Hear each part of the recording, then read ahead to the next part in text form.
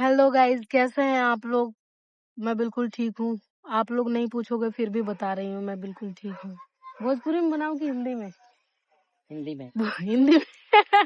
मेरी आंटी है, वो कह रही है हिंदी में ब्लॉगिंग कर, क्योंकि जब मैं भोजपुरी बोलती हूँ तो मेरी आंटी कहती है कि हुलू लुलू मत करो मेरे आगे। मुझे समझ नहीं आता। हाँ, मेरी आंटी कहती है हुलू लुलू मत करो। तो गाइस, बज चुके हैं 4 और माता श्री को चाहिए पकोड़े और चाय। एक ये रही और एक दूसरी माता श्री ये रही। तो इनके लिए मैं जा रही हूँ चाय और पकोड़े बनाने। आप लोगों को भी खाना हो तो आ जाओ। वैसे मैं ब्लॉग में दिखाऊंगी कि मैं कैसे बनाती हूँ चाय और पकोड़े, ठीक है? तो चलिए चलते हैं। और ये रहा गोभी, इसका पकोड़े बनाऊंगी मैं।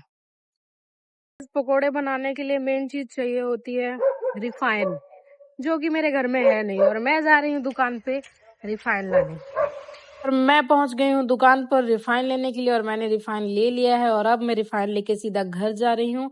आप लोग बने रहिए ब्लॉग में। और ये मैं घुस गई अपने घर के अंदर, और चलिए बनाते हैं पकोड़े, ठीक है? पकोड़े बनाने के लिए चाहिए होता है कढ़ाई, और इस कढ़ाई में था सब्जी, जिसे मुझे खाली करना पड़ेगा और इसे धोना पड़ेगा।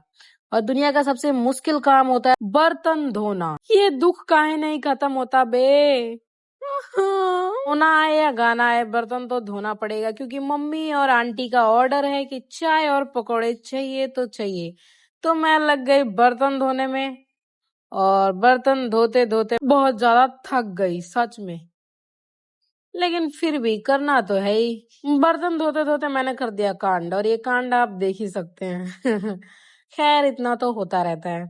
वैसे एक बात मेरी मम्मी बिल्कुल सही कहती है कि तू कुछ भी नहीं कर सकती, और आज ये साबित हो गया। कढ़ाई धुल चुकी है, चलिए अब पकोड़े की तैयारी करते हैं, ठीक है? मैं किचन में ऐसे ही काम करती हूँ, डांस कर करके। मैं जल्दी किचन में जाती नहीं, और जाती हूँ तो एकदम मस्ती वाले मूड में किचन में घुसती हूँ। ओके, चलिए पकोड़े बनाना शुरू करते हैं। ये मैंने ले लिया बेसन, चावल का आटा और इसमें मटेरियल, और मैंने इसमें डाल दिया भर भर के नमक। और मुझे बाद में याद आया कि मैंने कुछ ज्यादा ही नमक डाल दिया, फिर मैंने उसको बाहर निकाला। अब बाकी के मटेरियल्स डाले और इसमें पानी डाल के इसको अच्छे से मिक्स किया। और एक बात बताऊं, मैं तो मिक्स करते करते भी थक गई थी, बहुत ज्यादा थक गई। फिर मेरे को याद आया कि चाय भी तो बनानी है। फिर मैंने पहले कढ़ाई रखा और थोड़ा सा डांस किया, और डांस करने के बाद मैंने इसके अंदर डाला रिफाइन। और सही बताऊं तो रिफाइन भी मेरे से फट नहीं रहा था। मैं क्या ही कर सकती हूँ अपनी लाइफ में। ये मैंने डाल दिया कढ़ाई में रिफाइन, और अब मैं इसमें थोड़ा सा डालूंगी फूड कलर लाल वाला, जिससे कि पकोड़ा एकदम लाल दिखे और एकदम मजा आए खाने में। अब मैंने दूसरी तरफ चढ़ा रखा था चाय, उसमें मैंने डाला अदरक, और अब मैं डाल रही हूँ कढ़ाई में पकौड़े। आप लोग देख सकते हैं, चाय और पकौड़े। पता नहीं मम्मी क्यों आई थी किचन में, पता नहीं। खैर, कोई बात नहीं। ये वीडियो उनके लिए भी है जो मुझे कहते हैं कि मैं काम नहीं करती। आप लोग देख सकते हैं कि मैं कितना मेहनत कर रही हूँ। तो इसी के साथ चाय और पकोड़े रेडी हो गए थे। मैंने कहा ठंडे हो जाएंगे, इसलिए पहले आंटी और मम्मी को देकर आती हूँ। फिर मैं पहुंच गई मम्मी के पास चाय और पकोड़े लेकर। दोनों चाय पकोड़े देकर बहुत ज्यादा खुश हो गए, और इन लोगों ने बातें करते करते सारे पकोड़े खा लिए। जैसे ही मैं वापस लौटी, घर में हो चुका था कांड। मेरे कुत्ते ने मेरे तोतों को खाने की कोशिश करी, उन पे अचानक से हमला किया। मैंने इसको बहुत समझाया, बहुत डांटा, और इसको लेकर घर से बाहर छोड़ के आई। जैसे मैं अंदर आई, मेरे पापा ने दूसरा कांड कर दिया था, सारे पकौड़े चट कर दिया था। वैसे मैंने पापा को पकौड़े दिए थे, लेकिन उनको उतने में तसल्ली नहीं हुई। और मैंने पापा को कैमरे में इसलिए रिकॉर्ड नहीं किया क्योंकि वो कहते हैं लेके भाग, जो फोन आता फोड़ दे बॉबे। इसलिए मैंने रिकॉर्ड नहीं किया। और ये बचे कुछ पकौड़े लेकर मैं पहुंच गई अपने बड़े भैया के पास, और बड़े भैया का कहना था कि पकौड़े बहुत अच्छे बने हैं, तो मुझे पकौड़े और खाने हैं, ठीक है?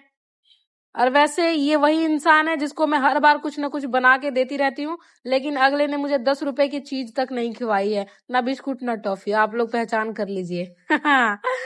और जैसे ही मैं जाने लगी, ये भैया ने मुझे वापस बुलाया और कहने लगे कि पकोड़े बहुत अच्छे बने हैं, लेकिन मुझे और खाने हैं। बताइए, मेरे लिए तो बचा नहीं, इनको मैं और कहाँ से लाके देती? फिर मैंने इनको बोला कि बेसन बहुत थोड़ा सा है, मैं कैसे बनाऊं? फिर इन्होंने बोला कि मैं बेसन देता हूँ, पर मुझे पकोड़े चाहिए। मैंने कहा ठीक है, आप दे दीजिए, मैं फिर बना दूंगी, ओके? क्योंकि मेन बात क्या था ना कि मेरे को भी पकोड़े नहीं मिले थे, तो मैंने सोचा कोई बात नहीं, मैं दोबारा बना देती हूँ। जिसने इतने मेहनत की उसी को पकोड़े खाने को नहीं मिले। खैर कोई बात नहीं, भैया ने मुझे दिया बेसन, और बेसन के साथ में दिया इन्होंने मुझे गोभी, और बेसन और गोभी लेके मैं चल पड़ी अपने घर को। ये चाय और पकौड़ों के चक्कर में हो चुकी थी सांझ।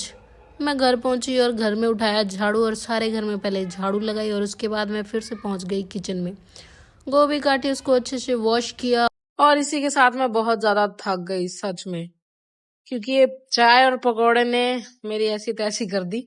दोबारा मटेरियल तैयार किया, उसमें सारी चीजें डाली, और इस बार मैंने नमक हिसाब से डाला, कहीं तेज ना हो जाए। ठीक है, जैसे तैसे करके दोबारा गैस जलाई, कढ़ाई चढ़ाई, अदरक कूचा, चाय बनाई, और फिर पकौड़े बनाने तैयार। थोड़ी देर में पकौड़े और चाय बन के रेडी हो गए थे, और मैंने सोचा पहले बड़े भैया को दे आए, नहीं तो हो जाएंगे ठंडे और फिर वो कहेंगे कि मैंने अच्छे नहीं बनाए। और वैसे भी सारे मेहनत पे पानी ही फिर गया, क्योंकि इन्होंने कहा कि ये पकौड़े जो है पहले की तरह नहीं बन रहे। मैंने पूछा कैसे, तो कहते शक्ल देख के ही पता चल रहा है। मैंने कहा अच्छा जी। और सही बताऊं तो मैंने इतनी मेहनत की, इन्होंने मुझे थैंक यू भी नहीं बोला। मेरे कहने के बाद इन्होंने थैंक यू बोला था। और फाइनली मुझे भी मिल चुके थे पकौड़े और चाय, और यहाँ चेहरे पे उदासी लेते हुए मैंने खाया। ओके बाय बाय, मिलते हैं नेक्स्ट ब्लॉग में।